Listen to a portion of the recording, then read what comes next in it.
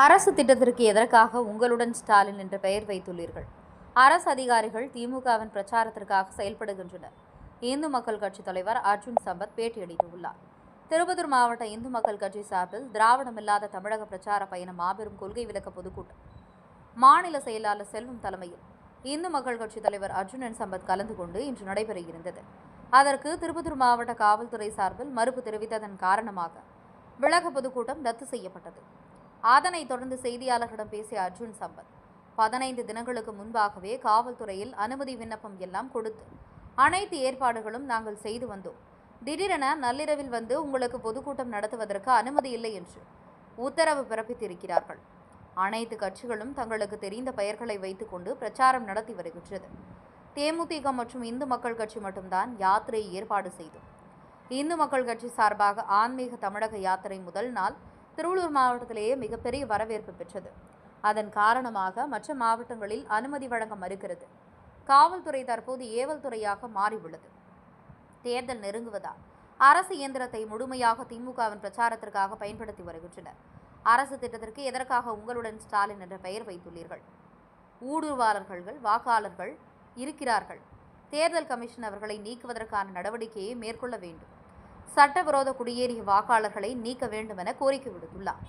மேலும் திராவிட முன்னேற்ற கழகம் பிஜேபிக்கு யாரெல்லாம் வாக்கு செலுத்துகிறார்களோ அவர்களை முற்றிலுமாக வாக்காளர் பட்டியலிலிருந்து நீக்குவது போன்ற செயல்களில் ஈடுபட்ட அண்ணாமலையை தேர்தலில் இருந்து தோற்கடித்தார்கள். எனவே கிறிஸ்டின் திமுகவின் சதி திட்டத்தை முறியடிக்க வேண்டும் என்றார். இந்துக்கள் 100% வாக்களிக்க வேண்டும் என கூறினார். திருப்பத்தூர் மாவட்ட தவசி நியூஸ் செய்தியாளர் சி ரமேஷ். தேமுதிக விஜயகாந்த் யாத்திரை, ரத யாத்திரை அதுக்கு திட்டமிட்டிருக்காங்க. நாங்கள் வெல்லும் ஆன்மீக தமிழகம் யாத்திரை. கடந்த 13ஆம் தேதி நாங்கள் இந்த யாத்திரையை நம்முடைய திருத்தணி முருகப்பெருமான் சந்நிதியிலே இருந்து துவக்கினோம். முதல் நாள் திருவள்ளூர் மாவட்டத்திலே மிகப்பெரிய வரவேற்பு. அடுத்த நாளே இந்த யாத்திரைக்கு தடை விதித்திருந்தார். இந்த யாத்திரைக்கு அனுமதி கோரி நீதிமன்றத்தை நாங்கள் தமிழகம் முழுக்க இப்படி நிகழ்ச்சி நடக்க இருக்கிறது. அனுமதி கோரி நீதிமன்றத்தை அணுகிய பொழுது நீதிமன்றம் நீங்கள் ஒட்டுமொத்தமாக தமிழ்நாடு முழுக்க யாத்திரை நடத்துறதுக்கு நீதிமன்றம் ஒரு அறிவுரை வழங்குகிறது. நீங்கள் அந்தந்த பகுதியில் உள்ளூர் மாவட்டங்களில் எஸ்பி கிட்ட நீங்கள் கோரிக்கையை முன்வைத்து அங்கே அனுமதி மறுத்தா நீங்கள் நீதிமன்றத்துக்கு வாங்கன்னு சொன்னாங்க.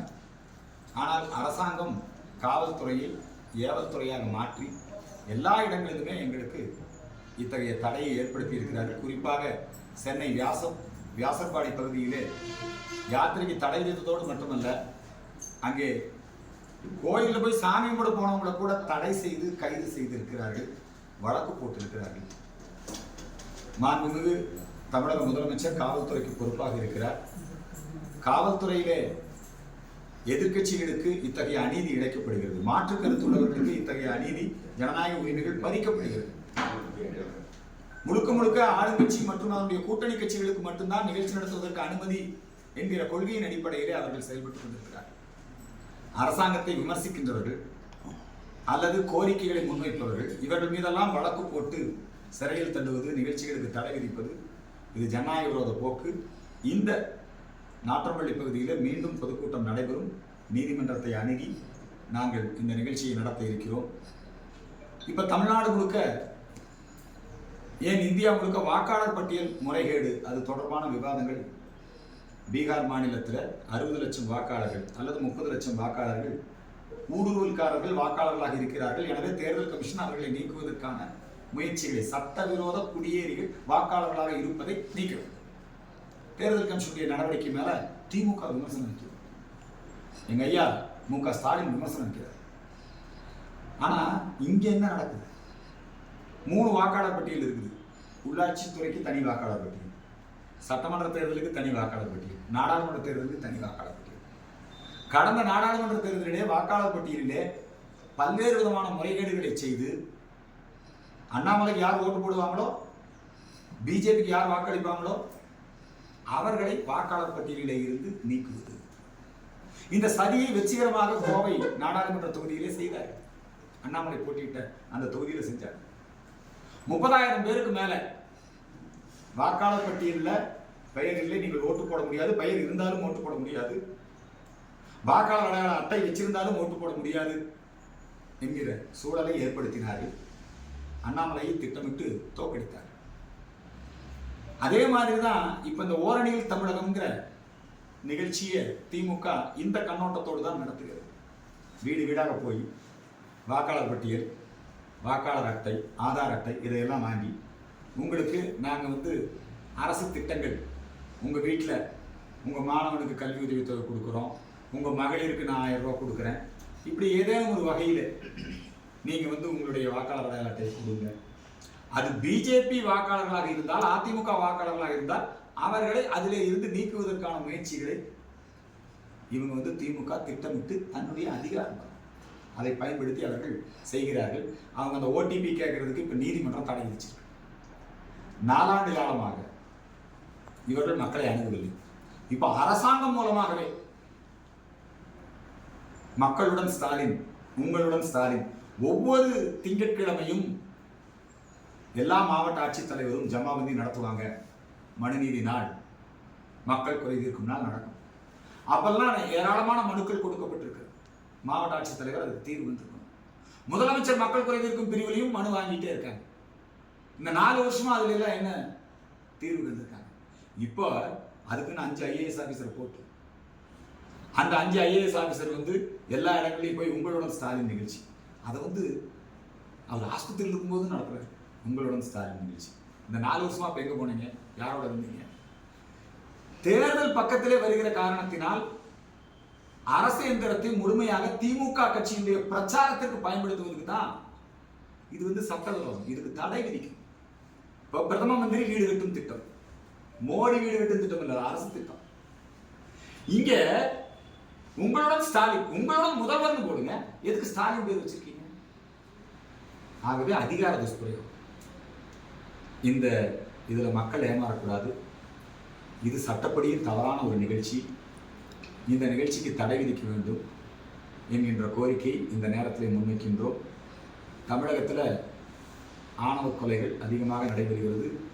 இப்போ சமீபத்தில் நெல்லையிலே கவின் கொலை வழக்கு, அதில் பார்த்தீங்கன்னா காவல்துறை அதிகாரிகள் குடும்பத்தை சார்ந்தவர் படுகொலை சம்பவத்தில் ஈடுபட்டிருக்கிறார். இந்த ஜாதி மனோபாவம், ஆதிக்க மனோபாவம், இந்த திராவிட கொள்கைகளால் தான் ஜாதி பார்த்து ஓட்டுறது, ஜாதி பார்த்து வேட்பாளர் நிறுத்துறது, ஜாதி பார்த்து பதவி கொடுக்கறது, இப்படி இந்த ஜாதி அப்படிங்கிற அந்த சாதி வெறி அது ஒரு சமுதாய அமைப்பாக இருந்ததை அரசியலுக்காக இவங்க சுயநலத்துக்காக பயன்படுத்தி, கலாச்சார பண்பாட்டு தளத்தில் இருக்க வேண்டிய விஷயம் அதை அரசியலுக்காக பயன்படுத்தி இன்னைக்கு இந்த ஆணவ கொலைகள் அதிகரித்து இருப்பதற்கு இந்த திமுக இவங்க தான் காரணம். சிபிசிஐடி விசாரணை வச்சிருக்காங்கிறாங்க. ஆனால் குற்றவாளிகளை பாதுகாக்கக்கூடிய அரசு தான் இந்த அரசாக இருக்கிறது. எப்படி பாதுகாக்குது? கோயில் காவலாளி அஜித்குமார் கொலை வழக்கில் இன்னை வரைக்கும் அந்த நிகிதா மேல நடவடிக்கை எடுக்குது. இப்போ சிபிஐ விசாரணை மாதிரி அதுலேயும் இன்னும் நடவடிக்கை எடுக்கல. அந்த நிகிதாவுக்கு போலீஸ் பாதுகாப்பு போடுறாங்க. போதைப் பொருள் கடத்தல் வழக்கு, அந்த வழக்கிலே சம்பந்தப்பட்டவர் திமுக காரர், அவரை கட்சி விட்டு நீக்கிறாங்க. ஆனாலும் அவரை பாதுகாக்க நினைக்கிறாங்க.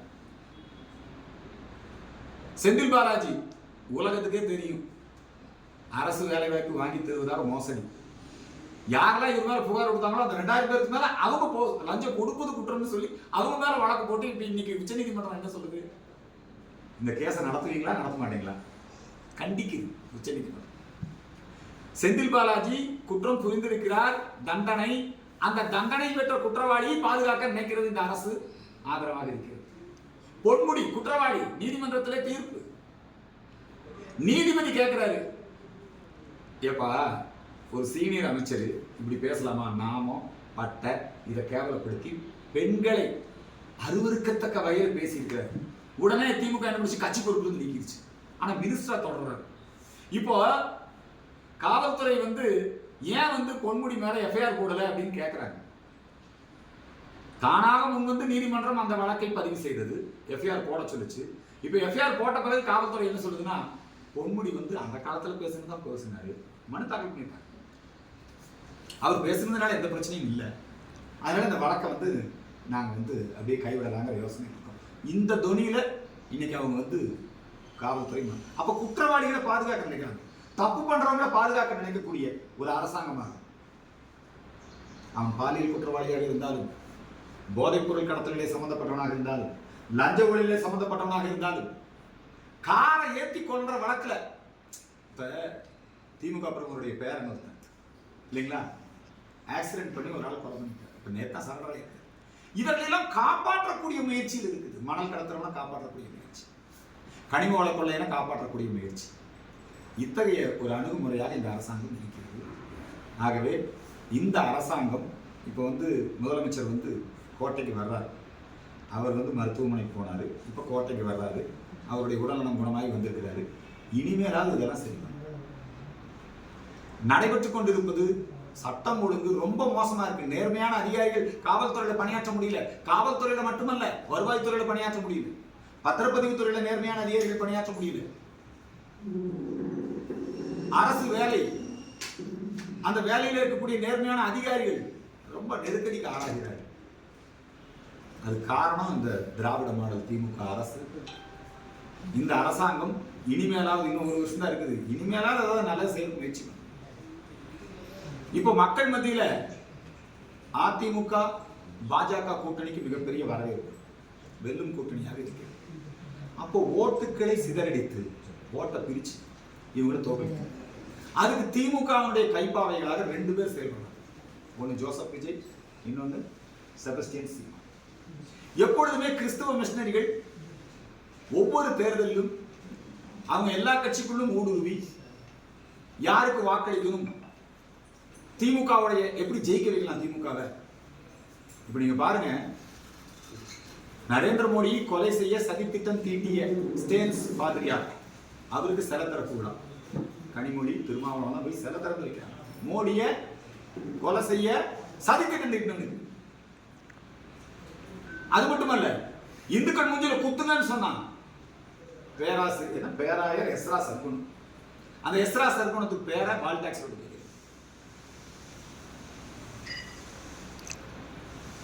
ஏமாற்றி மோசடி மதமாற்றம் செய்து கொண்டிருக்கக்கூடிய காரணியா தினகரனுடைய பேரை எங்க வைக்கிறீங்க? கிரீனேஸ் சாலை வைக்கிறீங்க. சர்ச்சுகளுக்கு சலுகை, கிறிஸ்தவர்கள் நடத்தக்கூடிய பள்ளிக்கூடங்களுக்கு சலுகை, கிறிஸ்தவ பாதிரியார்களுக்கு சலுகை. நடப்பது கிறிஸ்துவ ஆட்சி. ராஜ்யசபா எம்பியா கிறிஸ்துவருக்கு. இந்த மாதிரியான ஒரு சூழ்நிலை இன்றைக்கு இருக்கிறது. ஆகவே கிறிஸ்தவ மிஷனரிகள் என்ன பண்றாங்கன்னா, இந்த பிஜேபி கூட்டணி ஜெயிக்கூடாது, ஏடிஎம்கே கூட்டணி ஜெயிக்கூடாது, ஓட்ட பிரி. மக்களுக்கு சினிமா மோகம் இருக்குது. உடனே ஜோசப் விஜய் களத்தில் இறக்கி விட்டாங்க. நீ பிஜேபி திட்டி பேசு, ஏடிஎம்கே திட்டி பேசு. ஆனா திமுக சொல்லக்கூடிய எல்லா திட்டத்தையும் ஆதரிச்சு பேசுவாங்க, வரவேற்பாங்க. ஏ டீமா ஜோசப் விஜய். நீண்ட காலமாகவே திமுக ஜெயிக்கிறதுக்கு எல்லா வேலையையும் ஓட்ட பிரிச்சு வழி பண்றது செபஸ்டியன் சீமான். சீமானும் ஓட்ட பிரிப்பார். இதெல்லாம் ஓட்டு பிரியும் போது என்னங்கன்னா, இந்த கட்சி தோத்துரும் நினைக்கிறாங்க. ஆனா இந்த முறை மக்கள் முடிவெடுப்பார். தேர்தல் கமிஷன் கண்காணிக்கணும். சர்ச்சுகளில் கூடி பாதிரியார் யாருக்கு ஓட்டு போடணும்னு சொல்றாங்க. ஜமாத்துல முஸ்லீம்கள் யாருக்கு ஓட்டு போடணும்னு தீர்மானம் பண்றாங்க. மத வழிபாட்டு தலங்களில் தீர்மானம் பண்றாங்க. ஆனா இந்துக்கள் 100% வாக்களிக்கிறது. இப்ப நாங்க ஏன் இந்த ஆன்மீக தமிழகம்ங்கிற யாத்திரையை ஆரம்பிச்சோம்னா, இந்துக்கள் 100% வாக்களிக்க வேண்டும், அந்த விழிப்புணர்வை ஏற்படுத்த. அதனாலதான் திமுக எங்க யாத்திரைக்கு தடை. இந்த கிறிஸ்தவ மிஷனரியுடைய சதி திட்டத்தை முறியடிக்க வேண்டும், திமுகவினுடைய சதி திட்டத்தை முறியடிக்க வேண்டும். அதற்கு இந்து வாக்காளர்கள் விழிப்புணர்வுடன் இருக்க வேண்டும். இந்த கோரிக்கையை முன்வைக்கின்றோம். நம்முடைய இந்த வரக்கூடிய தேர்தலுக்கு முன்பாக தமிழ்நாட்டில் ஜனாதிபதி ஆட்சியை பிரகடனம் செய்து, ஏன்னா இப்போ திமுக எல்லா தேர்தல் வேலையும் துவங்கிட்டாங்க. அரசியந்திரத்தை பயன்படுத்தி அரசு அதிகாரிகளை, காவல்துறையை எல்லாத்தையும் தேர்தல் வேலைக்கு இப்போ பயன்படுத்த துவங்கிட்டாங்க. இவங்க அதிகார பலம், பணபலத்தை நம்பிதான் திமுக தேர்தலில் நிற்குது. இந்த பணபலம், அதிகார பலம், இதை துஷ்பிரயோகம் செய்கிறார்கள். அப்படி இல்லாமல் இருக்கணும்னா திமுகவை ஆட்சி பொறுப்பிலிருந்து அகற்றிட்டு, குறைந்தபட்சம் அந்த மினிஸ்ட்ரியை சஸ்பெண்ட் பண்ணிட்டு, தமிழ்நாட்டில் இன்னைக்கு சட்டம் ஒழுங்கு ரொம்ப மோசமாக இருக்கு. மிலிட்டரியை வச்சுதான் தேர்தல் நடத்தும். இதுக்கு மத்திய அரசு உடனடியாக நடவடிக்கை எடுக்க வேண்டும்.